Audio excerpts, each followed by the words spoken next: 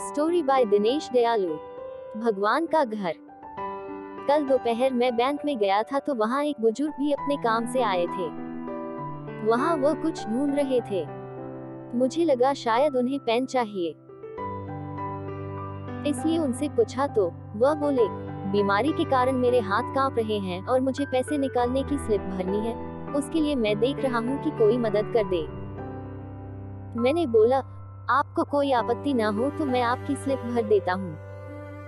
उन्होंने मुझे स्लिप भरने की अनुमति दे दी। मैंने उनसे पूछकर स्लिप भर दी। रकम निकालकर उन्होंने मुझसे पैसे गिनने को कहा तो मैंने पैसे भी गिन दिए। हम दोनों एक साथ ही बैंक से बाहर आए तो बोले, सारे तुम्हें थोड़ा कष्ट तो होगा परंतु मुझे रिक्शा करवा दो, इस भरी दोपहरी में रिक्शा मिलना बड़ा कष्टकारी होता है। मैंने बोला, मुझे भी उसी ओर जाना है, मैं आपको कार से घर छोड़ देता हूँ। वो तैयार हो गए। हम उनके घर पहुँचे। 60-100 के प्लाट पर बना हुआ घर तो क्या बंगला कह सकते हो। घर में उनकी वृद्ध पत्नी थी। वह थोड़ी डर सी गई कि इनको कुछ हो तो नहीं गया, जिससे उन्हें छोड़ने एक अपरिचित व्यक्ति घर तक आया है।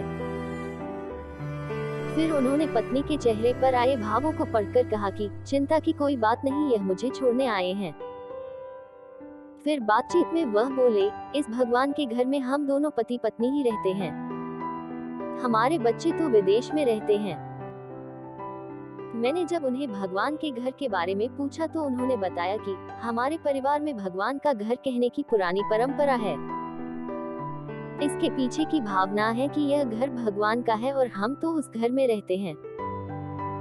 जबकि लोग कहते हैं कि घर हमारा है और भगवान हमारे घर में रहते हैं। मैंने विचार किया कि दोनों कथनों में कितना अंतर है।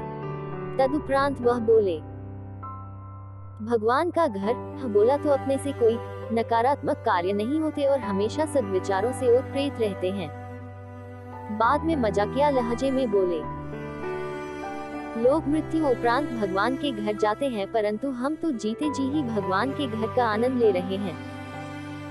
यह वाक्य भी जैसे भगवान ने दिया कोई प्रसाद ही है। भगवान ने ही मुझे उनको घर छोड़ने की प्रेरणा दी।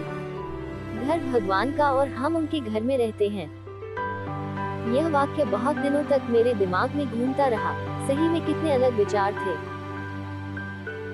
हमको उपरोक्त प्रसंग से प्रेरित होकर अगर हम इस पर अमल करेंगे तो हमारे और आने वाली पीढ़ियों के विचार भी वैसे ही होंगे। अच्छे कार्य का प्रारंभ जब से भी करो वही नई सुबह है। मुझे यह प्रसंग किसी ने शेयर किया था, बहुत प्रेरणादायक शिक्षाप्रद लगा, इसलिए आपको भी शेयर कर रहा हूँ। आपसे भी अनुरोध है कि अगर उचित लगे तो आप भी शेयर करना। अपने 10% भाइयों ने भी अगर मेरा हमारा घर को भगवान का घर कहना अपनाया तो आप इसके अंदर छिपे अर्थ स्वरूप को पा जाएंगे। सदैव प्रसन्न रहिए। आपका दिन मंगलमय हो। इस कहानी से मिली शिक्षा को अपने जीवन में जरूर अपनाएं। प्रेरणादायक कहानियां प्राप्त करने के लिए हमारे चैनल से जुड़ जाएं। अपने दोस्तों और रिश्तेदार तक जरूर शेयर करना।